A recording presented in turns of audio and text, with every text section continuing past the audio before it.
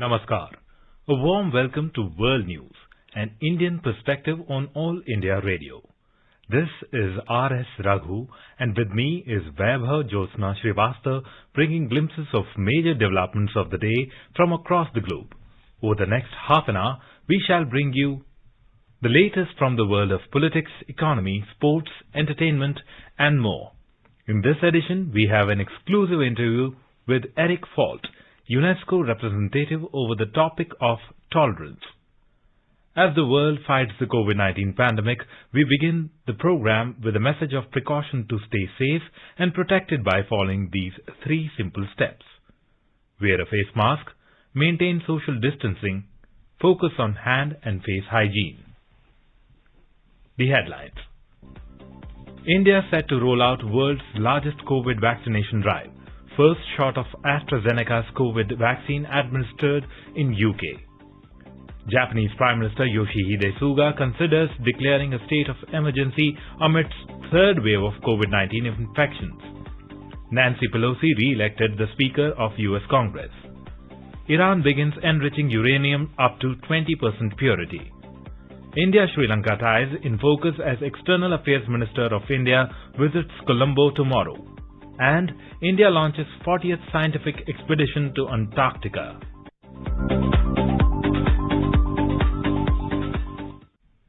India is all set to roll out the largest COVID vaccination program in the world. The move comes close on the heels of approval of 2 vaccines by the country's drug regulator. Prime Minister Narendra Modi lauded Indian scientists for their work towards Made in India vaccines and said the nation is proud of them. He praised the role of scientific organizations like the Council for Scientific Research, CSRI, in their commitment towards a self-reliant nation and making the 2 vaccines available. नया साल अपने साथ एक और बड़ी उपलब्धि लेकर आया है। भारत के वैज्ञानिकों ने एक नहीं दो made in India Covid vaccine विकसित करने में सफलता पाई है। भारत में दुनिया का सबसे बड़ा कोविड वैक्सीन प्रोग्राम भी शुरू होने जा रहा है। इसके लिए देश को अपने वैज्ञानिकों के योगदान पर बहुत गर्व है। हर देशवासी आप सभी वैज्ञानिकों का, टेक्नीशियनों का, सबका कृतज्ञ है। Meanwhile, schools have reopened in some parts of India. States which have seen a steady improvement in the situation with the cases have opened schools in certain districts. In Maharashtra, standard operating procedures issued by the union government are being adhered to. In Bihar, all educational institutions reopened from today with strict compliance of COVID protocols. Schools from class 9th onwards, colleges and coaching institutes are permitted to allow only 50% of students. In Puducherry, all schools have reopened today after a gap of 9 months due to COVID-19 lockdown. All schools were disinfected and students are allowed with social distancing and masks. The schools will function adhering to COVID-19 guidelines. The United Kingdom began inoculating its citizens with the AstraZeneca Oxford COVID-19 vaccine on Monday. Brian Pinker, an 82-year-old dialysis patient, received the first shot of the vaccine. According to NHS, Mr. Pinker expressed delight at getting the COVID vaccine and said he felt proud that it is one that was invented in Oxford. The UK has ordered 100 million doses of the Oxford AstraZeneca shot. Combined with the vaccines by Pfizer and BioNTech, the UK is expecting to inoculate its entire population. The rollout comes amidst a row over the continuation of schools across UK amidst the recent surge in the number of cases. Japanese Prime Minister Yoshihide Suga on Monday said that he is considering declaring a state of emergency in the greater Tokyo area. He has expressed concern that number of cases have not come down in the new year in Tokyo region. Japan is battling a very severe third wave of COVID-19 infections. According to the state broadcaster NHK, there were 3,158 new cases on Sunday. Tokyo and its surrounding areas accounted for about half of them. The issue about the state of emergency assumes significance in the wake of the fact that Japan is looking to host the 2021 Tokyo Olympics. Japanese Prime Minister Yoshihide Suga started the new year promising that the delayed Tokyo Olympics would go ahead in July 2021 in a safe and secure environment. As countries around the world begin unrolling the COVID vaccination program, the World Health Organization has released an explainer which seeks to further demystify the disease. WHO's Dr. Janet Diaz explains some of the issues persistently observed with those who have recovered from COVID but have shown prolonged symptoms. Janet, many people, even after they recover, are experiencing certain symptoms. What do we know about these symptoms? We have known that patients who get severely ill with COVID-19, those that end up in the hospital, those that go to intensive care, that those patients could develop something known as post-intensive care syndrome. That syndrome has been described well before COVID in patients who've been critically ill. And so we are seeing those types of prolonged symptoms and functional limitations in patients who've been critically ill with COVID-19. That includes people who have a persistent cough, who have a persistent shortness of breath, perhaps some physical limitations due to being critically ill and in bed for a long time, as well as potentially cognitive issues as well after being so sick. And so we are concerned about that type of post-intensive care syndrome that we will see with patients after acute COVID-19 hospitalization. There are also smaller reports, and this is something that we need really to understand better, of patients who were not hospitalized.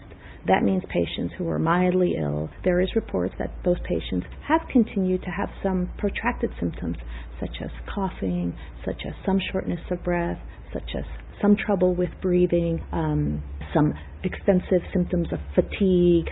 So there is a concern there that needs to be much better understood about for those patients that were mild and potentially without risk factors.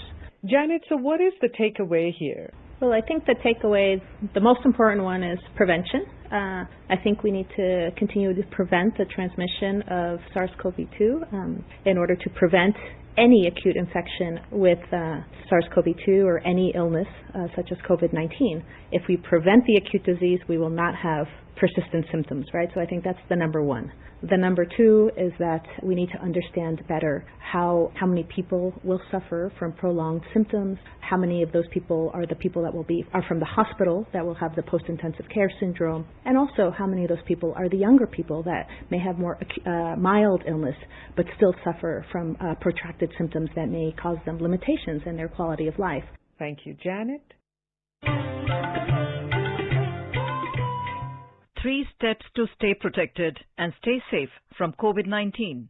Wear face mask, 2 gaz ki duri to maintain social distancing, maintain hand and face hygiene.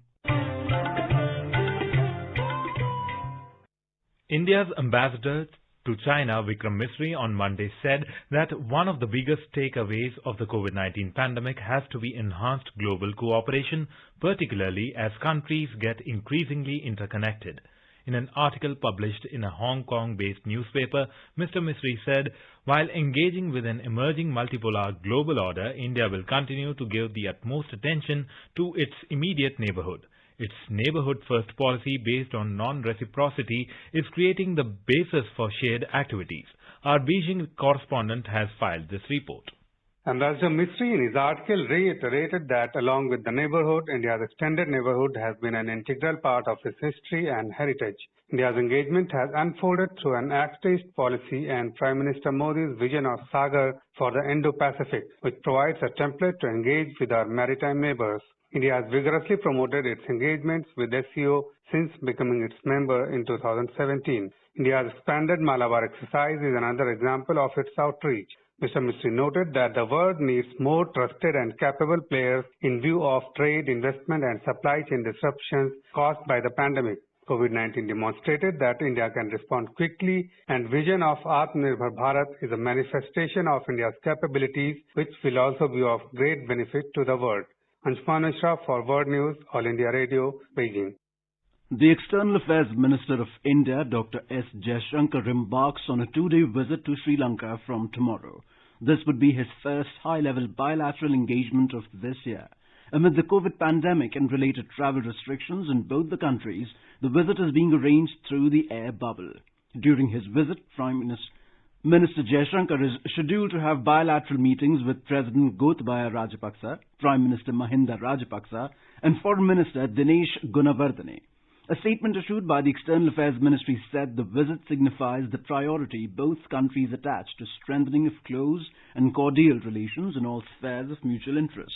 The Sri Lankan Foreign Ministry said both sides are looking forward to strengthen the bilateral relationship in multiple areas of cooperation. The government of Bangladesh has prepared an ambitious plan covering the entire country to ramp up disaster management work in the country. The 2,276 crore taka plan has been prepared to procure modern equipment for quick response during emergencies arising out of natural disasters. Details from Prasar Bharati's special correspondent in Dhaka.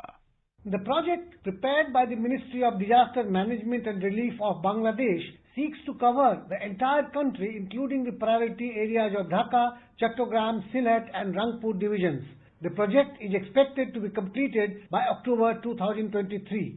Stressing upon the disaster-prone nature of Bangladesh, Secretary to the Ministry of Disaster Management and Relief, Mohammad Mohsin, said in Dhaka that implementation of this project would greatly help Bangladesh in conducting emergency search and rescue operations at times of natural disasters.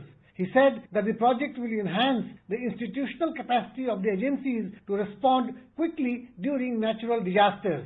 The project also entails establishment of an emergency communication system such as 4G cellular services anywhere during the time of natural disasters by using the satellite links.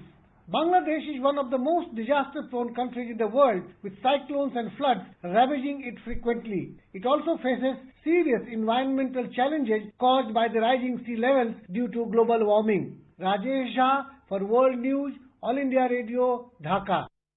India's civilizational ethos is immersed in the concept of tolerance. The world stood up and listened with awe to Swami Vivekananda's historic address to the World Parliament of Religions held in Chicago in 1893. In his address, he said, "I am proud to belong to a religion which has taught the world both tolerance and universal acceptance." In today's Hotspots segment, Director UNESCO Eric Galt shares with All India Radio the significance and value of tolerance. During the conversation, he lauded India's commitment to promoting universal tolerance and its role in the UN peacekeeping operations.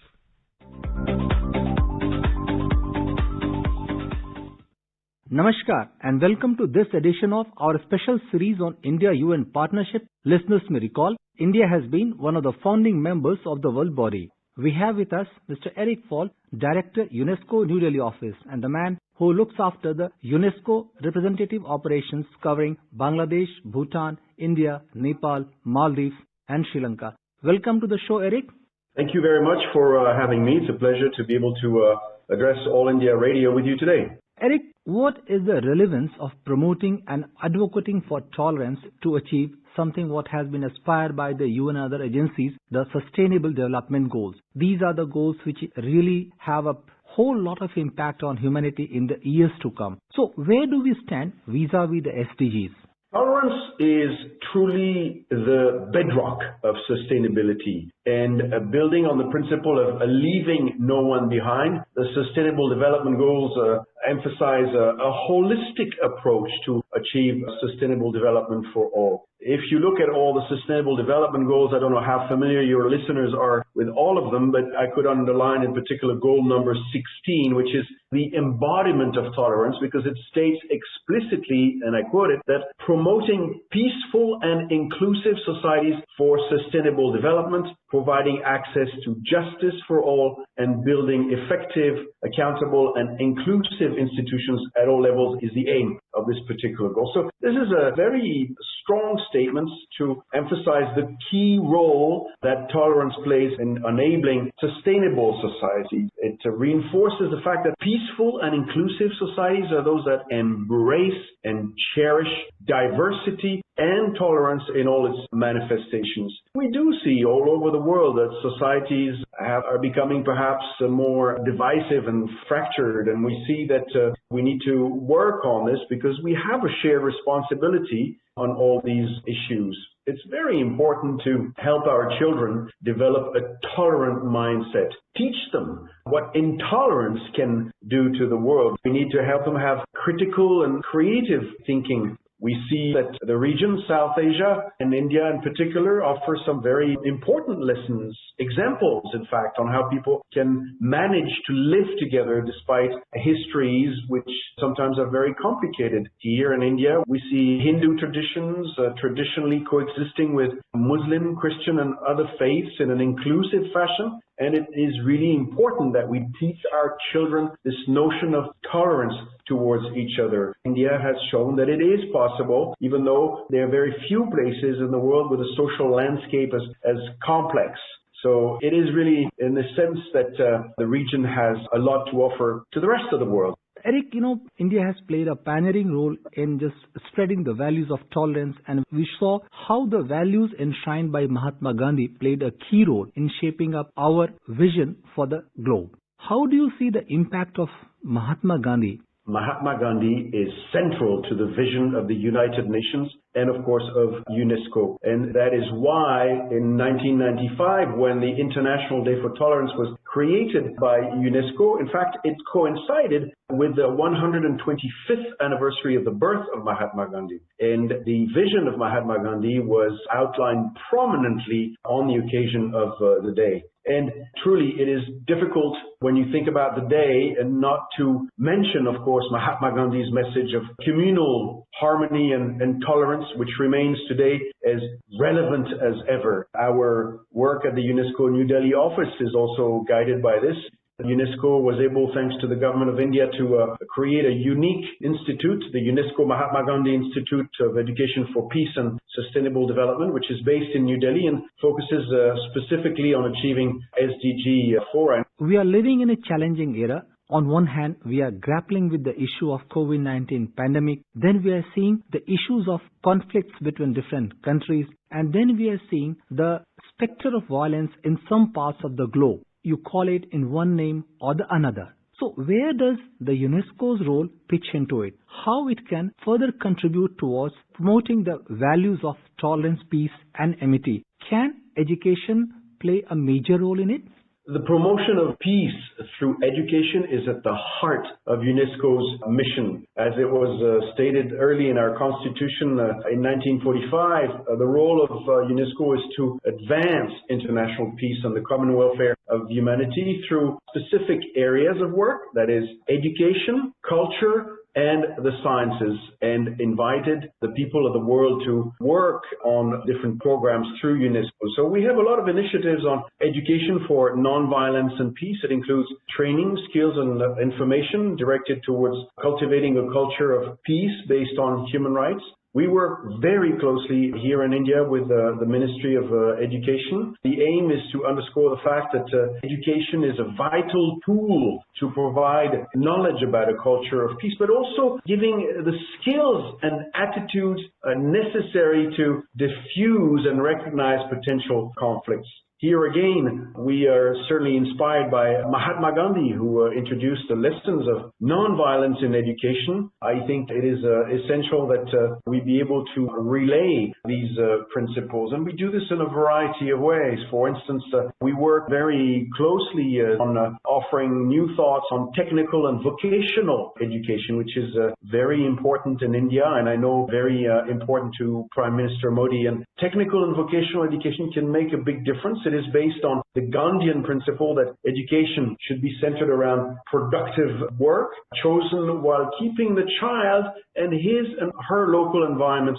in mind. We work also very closely to promote the idea of a global citizenship education, to underline the fact that we are students based in countries. We have students based in different countries, but they are also global citizens, and that they can contribute to principles that are global principles, building more equitable, peaceful, and tolerant societies.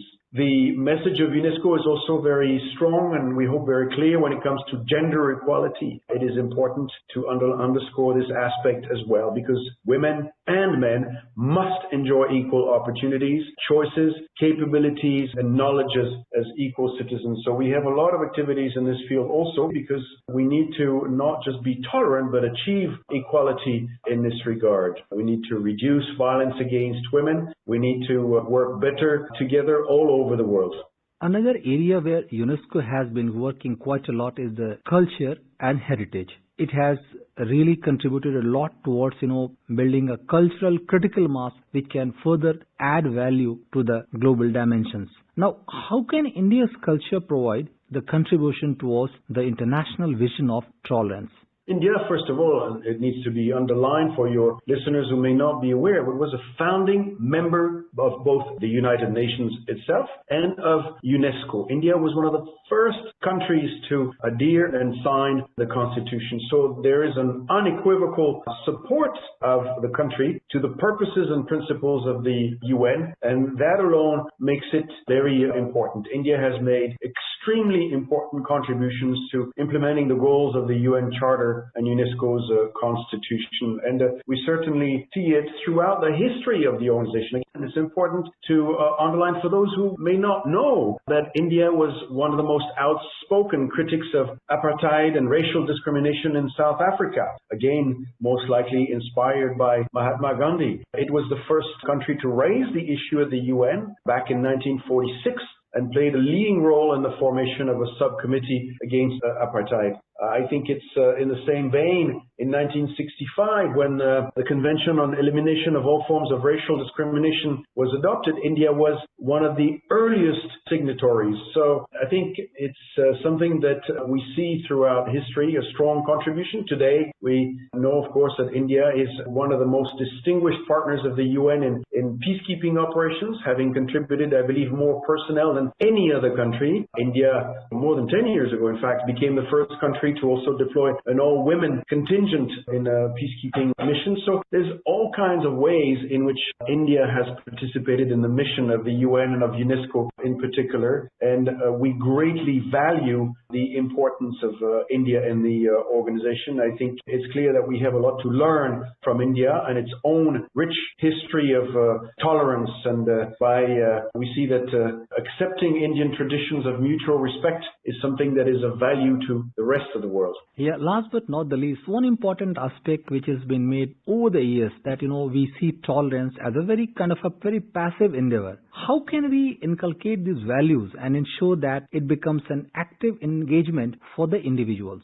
Education, I think that's the key message. And without education, our world will not survive. So UNESCO contributes in a variety of ways with the aim of promoting, in particular, intercultural dialogue conducive to peace. We have worked on a lot of events and studies and reports over the years on intercultural education, as I said, the concept of global citizenships and many others. That is the starting point. As quoting the Secretary General of the United Nations, people are not born to hate. So we need to teach them tolerance and unlearn intolerance. Well, such a nice way to sum up the values of tolerance by none other than Eric Fall. Thank you for sharing your insights. Thank you very much for having me.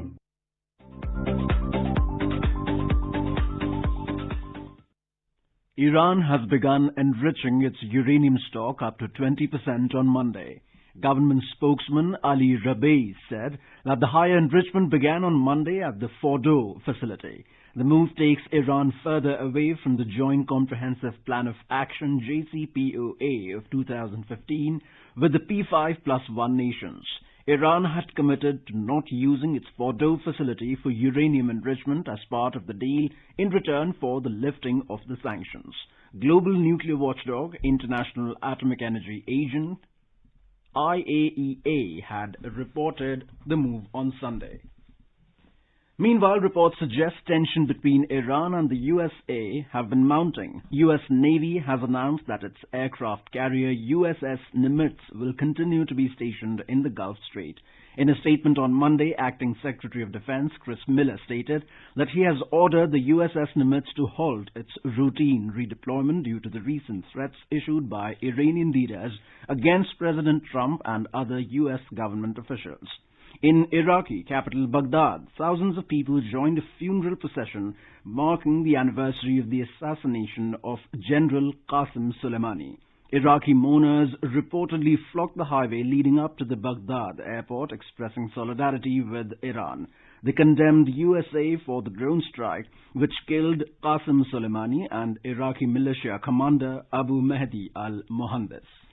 Democrat Nancy Pelosi was narrowly re-elected as Speaker U.S. Congress on Monday. Nancy Pelosi is the only female U.S. Speaker of the House.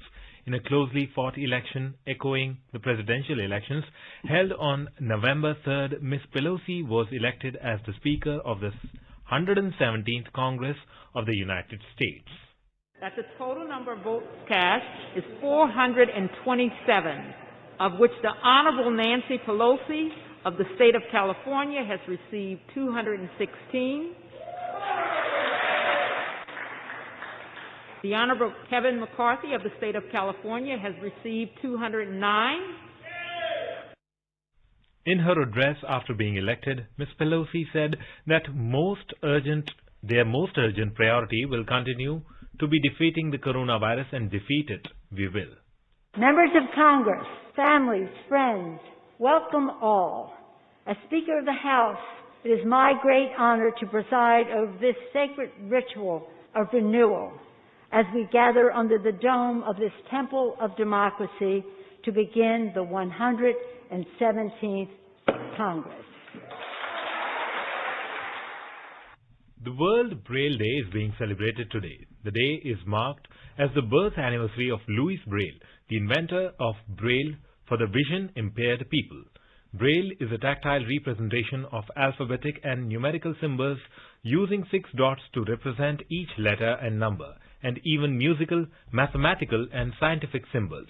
Here's a report on the utility of Braille in today's world. Many visually impaired people use Braille. However, there are certain limitations with it. For instance, Braille books can get bulky. There are some people who become blind late in their lives and do not know Braille. But Braille certainly provides independence to a lot of visually impaired people. Pragya Devra for World News Desk, All India Radio. Extradition of WikiLeaks founder Julian Assange to the United States was blocked by a British judge on Monday. The US is seeking Mr. Assange's extradition on charges of espionage. Mr. Assange is wanted to face 18 charges in the United States relating to the 2010 release by WikiLeaks of 5 lakh secret files detailing aspects of military campaigns in Afghanistan and Iraq. India on Monday launched the 40th scientific expedition to Antarctica. This Indian expedition marks 4 decades of the country's scientific endeavour to the southern white continent. We have a report. The 43-member expedition aboard MV Wesley Golofnin will commence its journey from Goa tomorrow. The expedition is expected to reach Antarctica in 30 days. The focus of the expedition is to support the ongoing scientific projects on climate change, geology, ocean observations, electric and magnetic flux measurements, and environmental monitoring. The winter team of the 39th Indian Scientific Expedition to Antarctica will be brought back. Sushil Kumar for World News, All India Radio. And now let us take a look at the major developments around the world as reported in foreign press. South Korea's Yonhap news agency reports that Korean population falls for the first time on record low births. South Korea's population fell year on year for the first time in 2020. US-based Washington Post reported that in an hour-long call, US President Trump pressured Georgia's Secretary of State to recalculate the votes. Moving on to sports, in football, Robert Lewandowski scored twice as Bayern Munich won 5-2 win over Mainz on Sunday. Cristiano Ronaldo surpassed Pele to become the second highest goal scorer. A quick look at the headlines once again. India set to roll out world's largest COVID vaccination drive. First shot of AstraZeneca's COVID vaccine administered in UK. Japanese Prime Minister Yoshihide Suga considers declaring a state of emergency amidst third wave of COVID-19 infections. Nancy Pelosi re-elected the Speaker of US Congress. Iran begins enriching uranium up to 20% purity. India-Sri Lanka ties in focus as External Affairs Minister of India visits Colombo tomorrow, and India launches 40th scientific expedition to Antarctica. India is celebrating the 151st birth anniversary of Mahatma Gandhi. Before we end, let us listen to his favorite bhajan Vaishnavajan by artists from Myanmar on its Independence Day.